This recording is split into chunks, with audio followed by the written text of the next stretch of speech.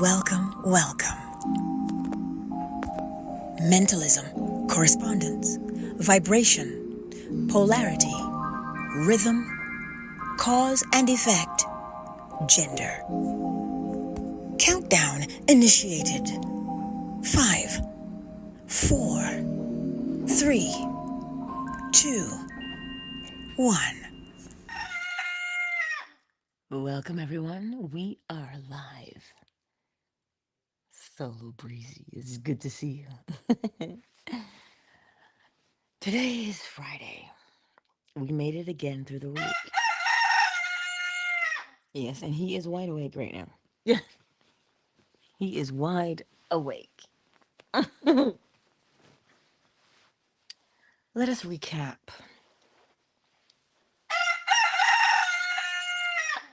You see, we go through life, and our experiences are shaped by the way we see ourselves.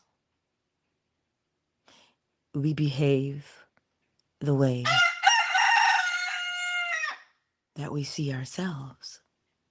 As I've told you before, if you are shy, well, then your behavior is when you walk into a room, you don't normally put yourself out there. You tend to hang back. You know, shy. That's the way you see yourself, and thus it's the way you behave. But the great news is this.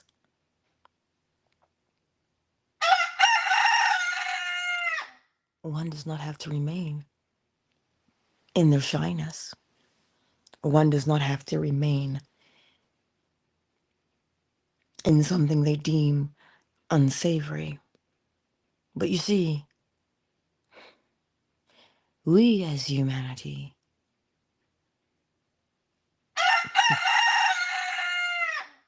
we do something very interesting. We don't always see what we do. And I shouldn't even say it like that, because we always know. We are always aware.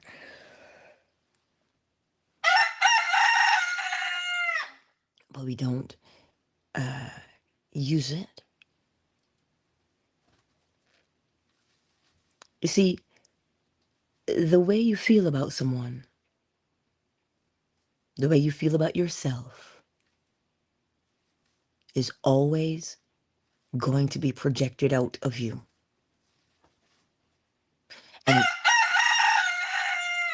anyone who knows how to read what you project, but not just read it, but to understand it. There are many misunderstandings, but if one truly seeks to comprehend, we will see. We'll see. Like, I truly have such fun. Tired, but I truly have such fun when I work on my 3 nights. I do. I have a great time. And I didn't know that I would. I was a little bit hesitant at first. And I just slipped into my resting state, which is to just be easy about things. Because it is people and understanding. Just people and understanding. Right? So when you get up and you go out into the world, observe yourself. I tell it to you every day, but there is a reason, and I tell you that reason every day.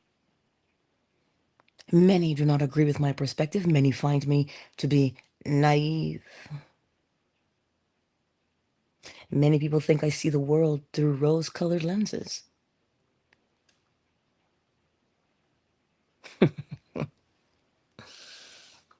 And that's okay. That is A-OK.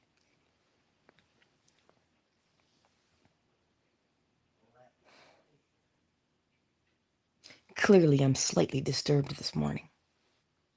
Just slightly. Not in a bad way, but in a way that ignites my passion for people more. You know? Because the human condition is the same. We want to be heard. We want to be seen. We want to be understood, cared for. Truly, it is what we want. It is. And when we don't get those things, you see, they shape our perceptions. They shape how we see ourselves. And the way that we see ourselves is the way that we will behave, thereby causing ourselves to be treated in a particular way.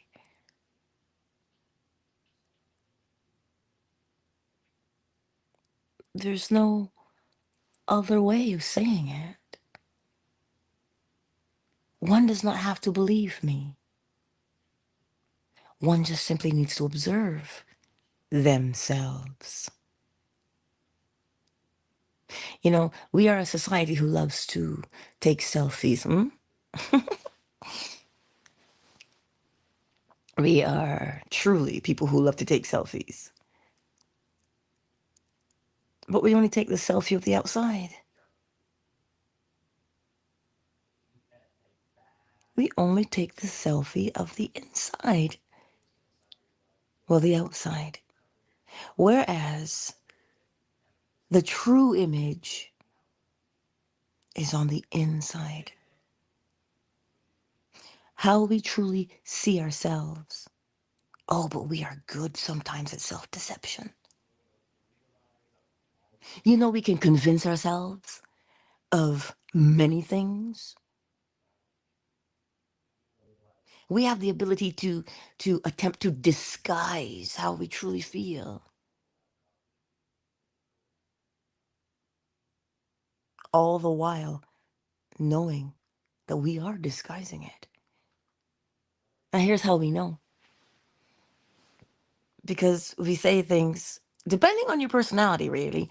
Because some people say, well, I'm just bold and I will always speak my mind and I'll say what I want because it's the truth. I'll say it.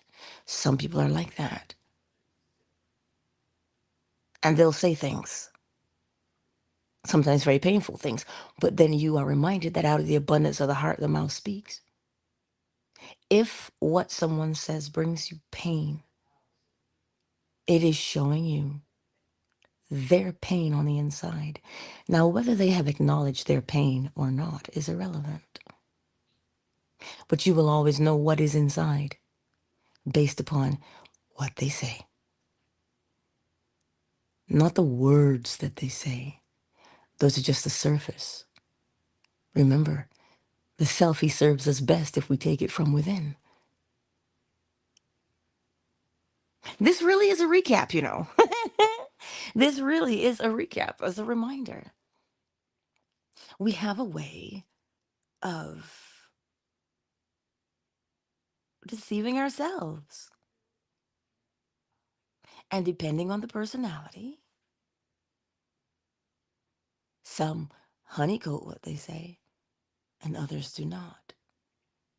But both ways show the inside. And the thing is, we know. Because it cannot be hidden. If you've ever been around family that you don't get along with, they have a way of looking at you. They don't have to say a word, but they do sure say volumes without saying a word, and you know exactly how they feel about you. You can tell the ones who pity you. You can tell the ones who genuinely love you. You can tell the ones who resent you. You can tell. Why is, and they haven't said a word to you, you know. How do you know? Because you can interpret what they have not said. Where? It's written on their face. As within, so without.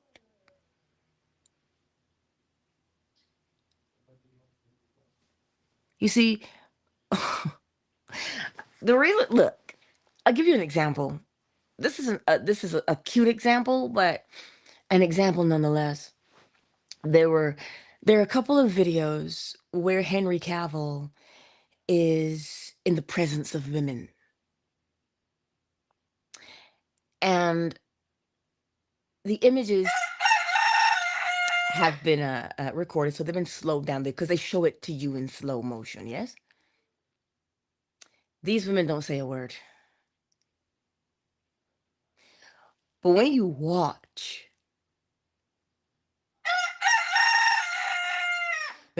how they look at him, you don't have to say a word. Here's the thing. They know that they're doing it, but they don't. They know that they're doing it because they know that they're in his presence and they're looking at him. What they don't know is that everybody else can see what they're doing. They're only doing it from their mind's eye. So when we go through life, when we look at things, the way you feel about that thing will show right across your face. This is why we have body language experts. They read what's not being said. Now, how can they read what is not being said if it is not being said? Because of the principle of correspondence. As within, so without. As within, so without. This is why sometimes we blush. Sometimes we giggle, you know, huh? Depending on who we're around. Or sometimes we scowl and we ball up our fists. We don't say nothing though. And here we are, thinking that no one sees.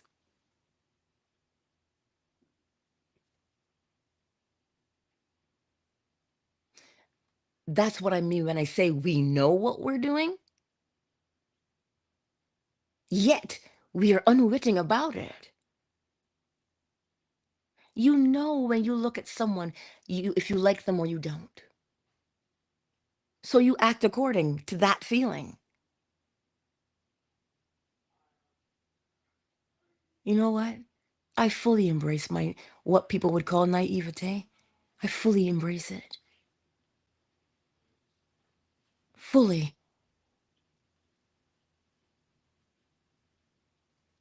Because it gives me the ability to see. It just does.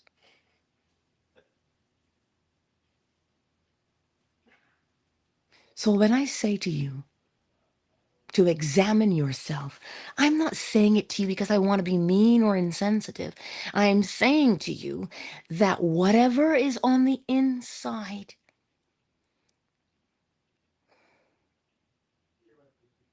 is what is on the outside. And it is not hearsay. It is not, maybe she's right. I'm not trying to be right. I don't need to be right. Not in the least. You walk outside and you see a rose bush, you know what was planted. As within, so without. There is never a bit of guesswork when one uses observation. So if you can see and recognize how you feel, you will understand why you behave the way that you do. You will understand why. Sometimes we're so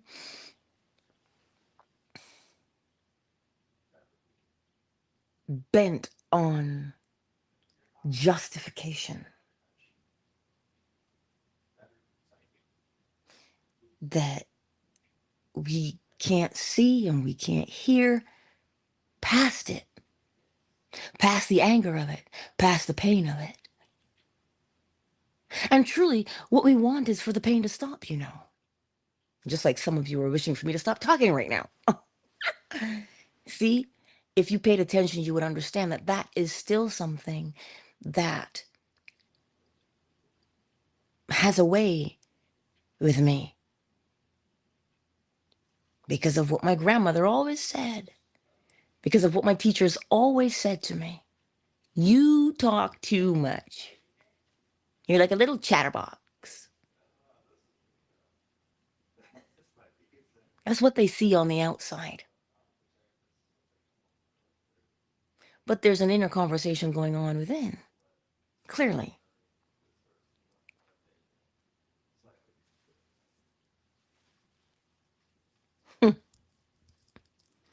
It still stings to hear that phrase, you know? It still stings to hear the phrase because it had the ability to silence me for a very, very, very long time. Contrary to popular belief, what, Angela, you're ever silent? If I'm asleep or eating. Oh, snap. But it still has the ability to sting to this very day.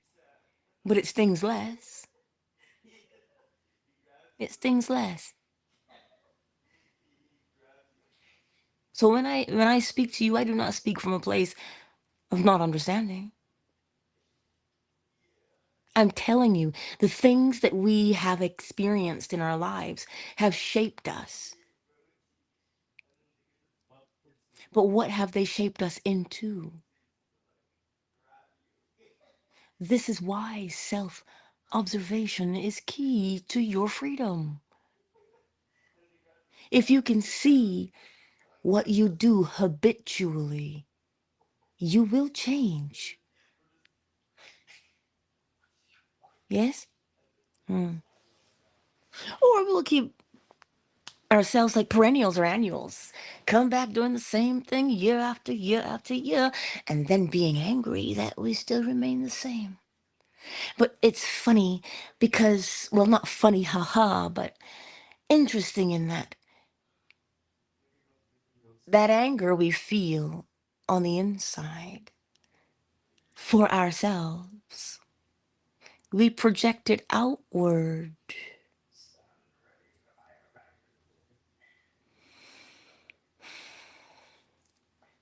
That's what we do.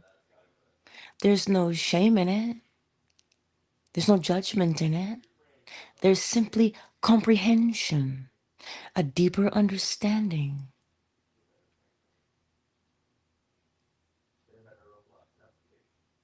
We buy so many books. We read so many things. We do so many retreats. Yet, the interior, because we don't have a full understanding. And when I say that, I'm not saying it as a judgment.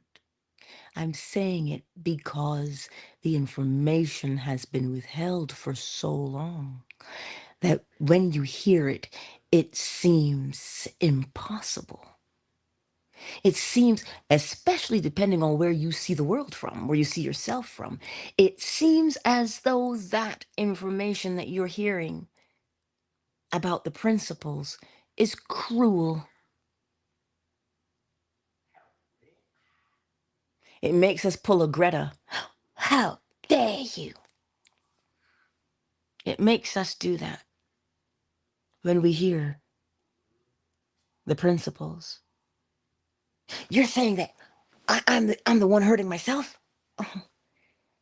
If you would understand the grace and the mercy that the principles give you. If you understood the grace and the mercy that the principles give you, but again, we only see from where we are. We only hear from where we are. Well, clearly, my son is enjoying himself this early in the morning, like really. You're saying, Angela, that I'm contributing to yes. And when I tell you how you're doing it, by repeating patterns is how we do it. Which pattern are we repeating? The one that is most predominant that we feel about ourselves. So if, quote unquote, the problem is how you see yourself, then clearly the solution is how you see yourself. I drive my Yaris like it is a Ferrari. Oh, that is my attitude when I drive it. Truly. People say, oh my God, it's so small. I'm like, but I am small. I'm 4'11". What do I need something bigger for? It fits me beautifully, you know? And some days I feel like Danica Patrick or Lewis Hamilton, depending, you know? Some days I do. And I drive it like that. You see, the encouragement is this, my beautiful friends. You know where you're at. You know what you have dealt with for most of your life, if not all. Is it not time to experience something better? Isn't it, though? Of course it is.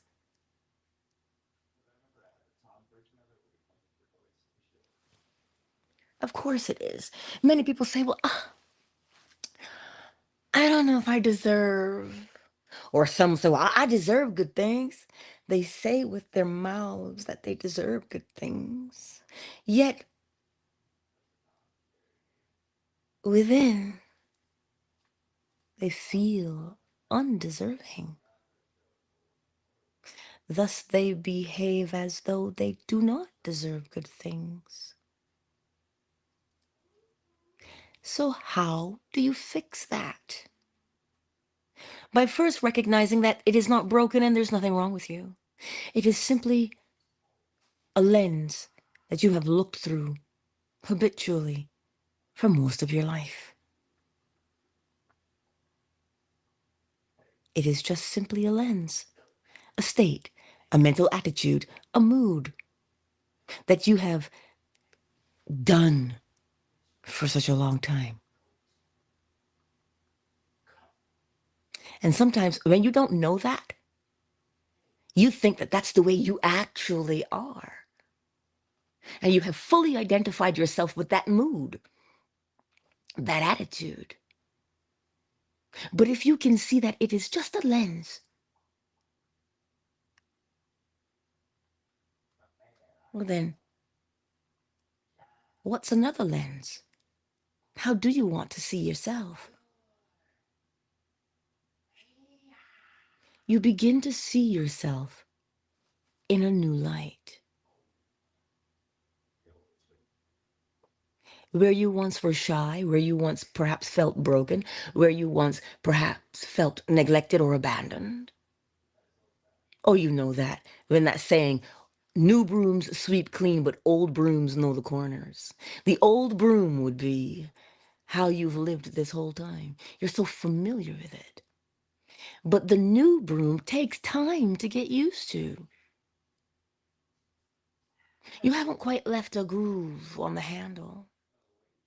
You haven't quite yet worn down the bristles of the broom. Those new bristles don't get into the cracks and crevices the way the old broom has molded itself into. But with continued use of the new, it too will become the old, and it too will do something different for you. Patience, though, is required. Like I told you yesterday, when you're gardening, you cannot rush the ripening of your fruit. Even if you grow them in a hothouse, they still have to be green and unripe before they ripen. And chemically speaking, they will infuse a gas in the atmosphere to trigger ripening. The point is, they trigger ripening, which tells us ripening is going to happen anyway, but you want to speed it up.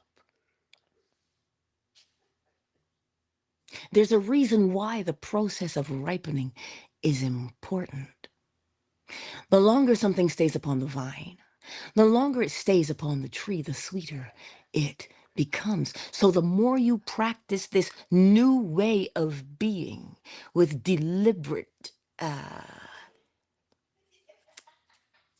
with just being deliberate, the more you practice that new thing, and you take your time practicing it, you begin to see each stage of your change as it unfolds. And I'm telling you that because if you go back in your mind's eye, you will see the process of the hardening of your heart that got you where you are now.